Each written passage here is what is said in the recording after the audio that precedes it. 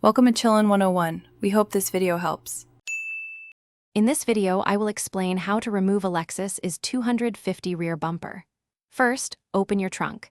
You'll find two small plastic caps on either side, near the taillight assemblies. Use a pry tool or a flathead screwdriver to carefully remove these caps.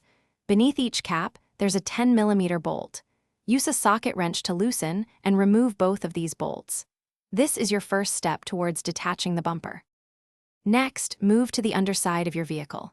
You'll find several plastic clips along the bottom edge of the bumper. Typically, there are about 4 of them. Use a clip removal tool to carefully pry these out. Then, in each rear wheel well, gently pull back the fender liner. You'll discover a 10mm bolt securing the bumper to the chassis.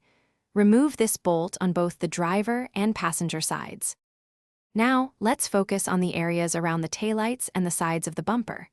Double-check for any additional 10mm bolts or plastic clips that might still be holding the bumper in place, especially where it meets the body panels. Once you're sure all visible fasteners are gone, gently but firmly pull the bumper outwards from the side edges near the wheel wells. This will release the remaining retaining clips that hold it to the vehicle's body. With all the bolts and clips removed, the bumper should now be free from the vehicle's main structure. Carefully pull the entire bumper straight back and away from the car. As you do this, be mindful of any electrical connectors for your taillights, license plate lights, or parking sensors. Disconnect these wires before fully detaching the bumper.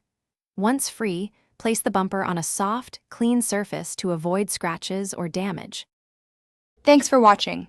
Consider subscribing if we helped you.